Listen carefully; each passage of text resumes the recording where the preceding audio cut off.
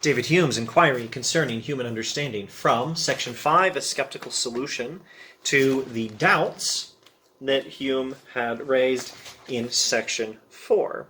Now, Hume has said that our knowledge of the world outside the mind depends on the principle of causality, or at least our knowledge about the world beyond our immediate perceptions and our memories of what we've experienced in the past. Knowledge beyond that depends on cause and effect.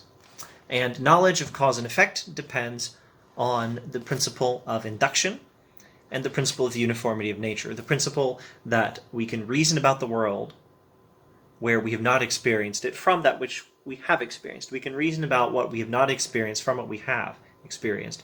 And the principle that the world always works the same way. At least the fundamental principles that govern the world are always in place. The same rules of physics, the same fundamental laws of physics are always governing the world. So things happening in the world where we have not experienced them will be pretty much the same as things happening in the world where we have experienced them. This is how we know about cause and effect, which is how we know everything else we know about the world beyond our own immediate perceptions and memories, except we don't actually know any of this stuff. Now, understand that the word skeptic can have more than one meaning.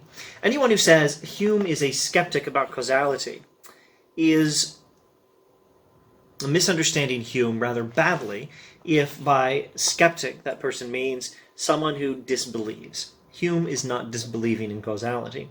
What Hume is doing is saying we do not have this knowledge. As it turns out, the skeptical doubts are doubts about the foundations of knowledge about the world outside the mind, and the skeptical solution is skeptical only in a weak sense of the term. It's not the strong sense of skepticism where Hume might say, well, we should not believe in causality, there's no such thing. It's skepticism in a weak sense of the term. We do not know, but we must believe. Hume is a skeptic about knowledge, not about fact, if you want to put it that way. Hume is not ceasing to believe in cause and effect, but he is telling us the foundations of our knowledge about the world outside the mind are not themselves knowledge. The foundation of all our knowledge of these things is uniformity of nature and induction, or the principles of the uniformity of nature and of induction. And these principles we believe by custom or habit, which is not a case of knowledge. So he's a skeptic about knowledge. He says we don't actually know any of these things. But he's not saying you should not believe it. He's saying you should believe it, but you should understand that there is a foundation to your beliefs, and that foundation is the human custom or the human habit of believing these things, not knowledge of these things, of induction and uniformity of nature. He's a skeptic in a weak sense of the term. He does not cease to believe. He's quite clear that only a fool or a madman would cease to believe in cause and effect, and so on. But we should recognize that our knowledge does not have knowledge at its foundation. There is a foundation for what we call knowledge, and if you want to get technical, we don't know anything about the world outside the mind. We should believe, but we do not know. Thus says Hume. Now, we've so far used the term custom and the term habit. A term that I think is somewhat more useful in helping us understand what Hume is talking about here is the term instinct. Now let's finally get back to the text.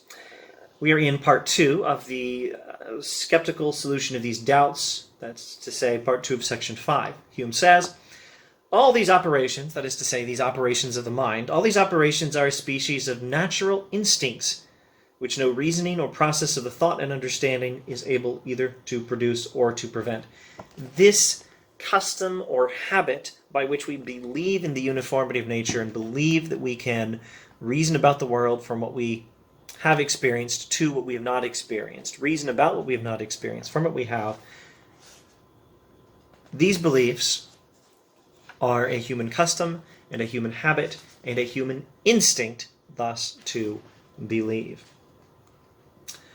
Skipping now towards part 2, towards the end, in fact, of section 5, Hume says, when I throw a piece of dry wood into a fire, my mind is immediately carried to conceive that it augments, not extinguishes, the flame. This transition of thought from the cause to the effect proceeds not from reason. It derives its origin altogether from custom and experience. Here are these words again. Experience is the source of knowledge, not reasoning prior to experience. But we get this knowledge from experience ultimately by custom or habit. Let's go to the last paragraph.